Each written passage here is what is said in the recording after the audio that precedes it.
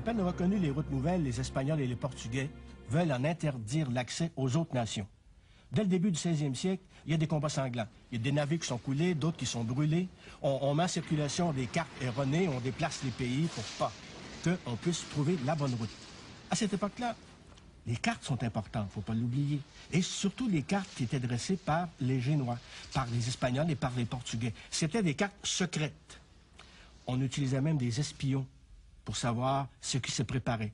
À l'époque de Jacques Cartier, le roi d'Espagne avait envoyé en France, dans la plupart des grands ports, des espions pour surveiller ce qui se préparait, les expéditions qui se préparaient pour le Nouveau Monde. Il y a un pilote qui va s'indigner de ça. Quoique les Portugais soient le plus petit peuple du monde, le monde ne leur paraît pas assez grand pour satisfaire leur cupidité. Il semble que Dieu ne fit que pour eux les mers et la terre, et que les autres nations ne sont pas dignes de naviguer. Pour qui travaille Jacques Cartier? Pour son roi, François Ier. Un roi qui est un peu offusqué de se voir exclu du partage du monde. Les Espagnols et les Portugais se sont partagés le monde en faisant appel au pape, entre autres, Alexandre VI, qui, par une bulle, menace d'excommunication ceux qui iraient, qui ne sont pas espagnols ou portugais, faire des explorations. Toute la partie du monde qui est à l'est d'une ligne médiane appartient au Portugal. Tout ce qui est à l'ouest appartient aux Espagnols. L'ennemi de François Ier, c'est son cousin, Charles Quint, Charles le V.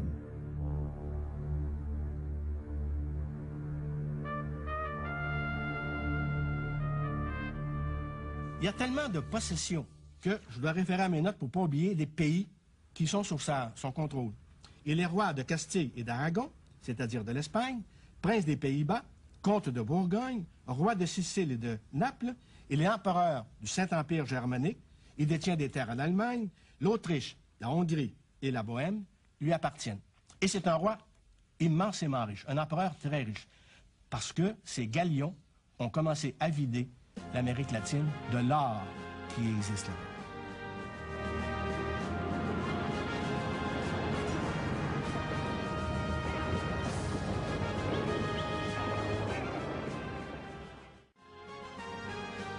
Si François Ier veut de l'or, il veut aussi des épices, entre autres le poivre, qui valait plus cher à ce moment-là que l'or, parce qu'on s'en servait beaucoup dans la cuisine, on ne connaissait pas la réfrigération, et on mettait toutes sortes d'épices pour être capable de bien manger sa viande. Marco Polo, au XIIIe siècle, avait révélé les merveilles de l'Orient et toutes les richesses que l'Orient recelait. Et entre autres, les épices, il va en rapporter. Et là, les Portugais vont partir à la recherche de la route des épices en s'orientant vers l'Est. Ils vont se rendre au Japon, ils vont se rendre en Chine. Les Espagnols, les Français et les Anglais, eux, vont choisir la route de l'Ouest. Et pendant tout le régime français, les explorateurs seront convaincus qu'en naviguant vers l'ouest, ils finiront par atteindre la Chine, leur royaume aux fabuleux trésors. À qui François Ier va-t-il confier la tâche d'aller lui trouver un petit coin dans le Nouveau Monde? À un marin de Saint-Malo. Jacques Cartier naît en 1491. Très jeune, il navigue. Il est sans doute venu sur les bancs de Terre-Neuve avant les années 1530, parce que lors de son premier voyage, il semble savoir exactement où il va. Saint-Malo, à cette époque-là, était un des ports les plus importants de France. C'est de là que partaient bon nombre de navires pour aller faire la pêche sur les bancs de Terre-Neuve. C'est aussi de là qu'on expédiait de la marchandise un peu partout à travers la France. C'était aussi un pays de corsaires, un port de corsaires. Et les Malouins étaient réputés pour être d'excellents corsaires.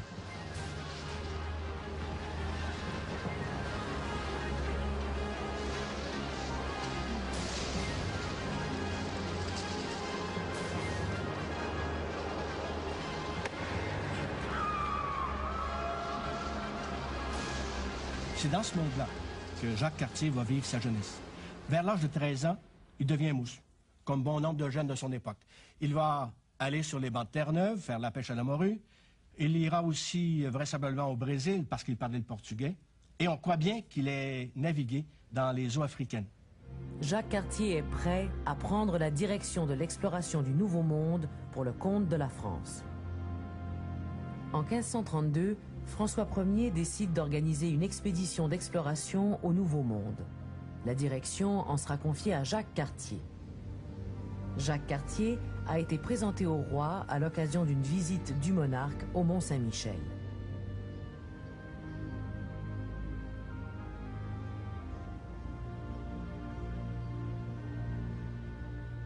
François Ier va demander au pape l'autorisation de faire des explorations, ce que le pape va accepter en affirmant que ce qui avait été décidé, c'était pour les pays découverts et non pas pour les pays à découvrir. En avril 1534, Jacques Cartier lève l'ancre. Il franchit le détroit de Belle-Île, explore un peu la côte du Labrador et ensuite se rend aux îles de la Madeleine et dans la baie des Chaleurs. Et c'est là qu'il rencontre pour la première fois des Amérindiens qui venaient de Stadagoné, c'est-à-dire de la région de Québec. Il va échanger de la pacotille contre des fourrures et le 24 juillet, à Gaspé, il va prendre possession du territoire, possession officielle du territoire au nom du roi de France, comme ça se faisait. À cause du mauvais temps, il s'était arrêté une dizaine de jours plus tôt à un endroit auquel il donne le nom de Prato, le rocher percé. Il rencontre des Indiens et le problème des habitudes culturelles se pose tout de suite, mais de façon amicale.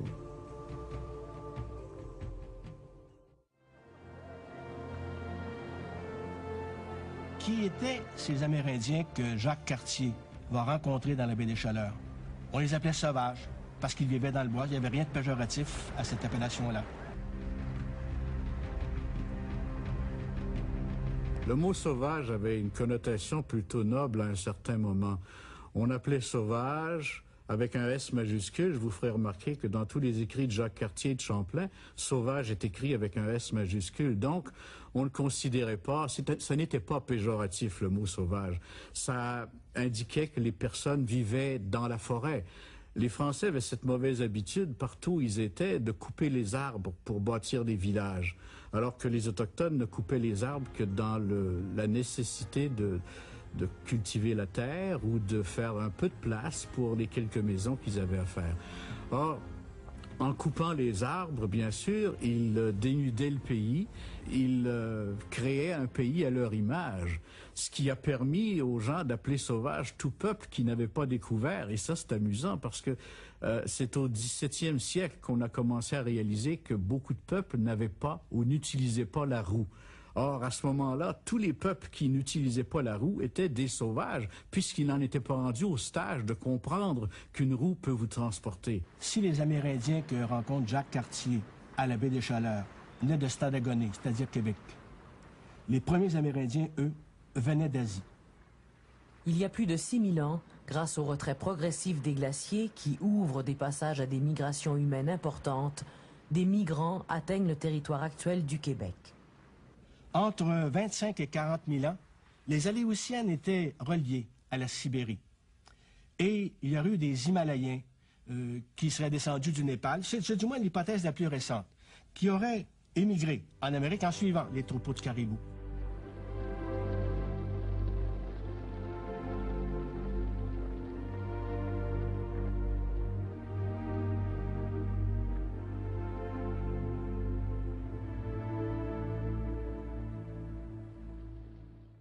En 1535, Cartier effectue un deuxième voyage avec 3 navires.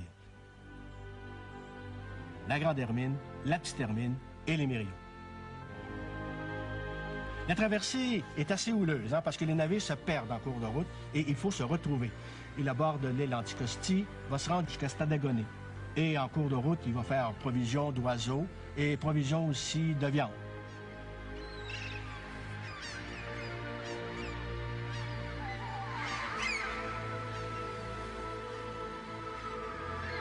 On a vu que la mer présentait toutes sortes de dangers. Mais il y avait aussi le golfe et le fleuve Saint-Laurent qui n'étaient pas de tout repos.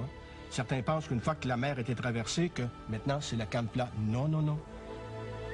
Dans l'estuaire, les marées sont puissantes et peuvent atteindre des mètres de hauteur. Le brouillard est très fréquent à partir du mois d'août et une brume donne souvent naissance à des îles imaginaires, de véritables mirages.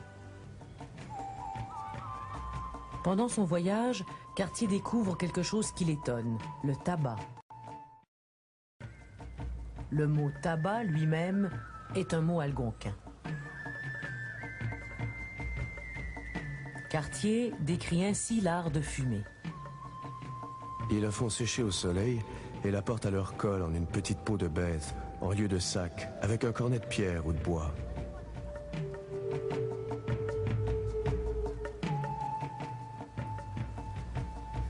Puis à toute heure font poudre de la dite herbe, mettent un charbon dessus et sucent par l'autre bout, tant qu'ils s'emplissent le corps de fumée. Cartier veut se rendre à Hochelaga, Montréal. Ce qui ne plaît pas du tout aux Amérindiens de Québec, parce qu'ils veulent quand même garder pour eux les Français. Il y a toujours un aspect commercial qui est important dans ça. Il ne faut pas oublier qu'on a commencé à faire la traite des fourrures et que les Indiens de Stadagonie, de Québec, veulent avoir un certain monopole sur les Français, un certain contrôle. On va faire toutes sortes de stratégies. On va même montrer à Cartier que s'il va là-bas, ben, les diables vont peut-être s'emparer de lui.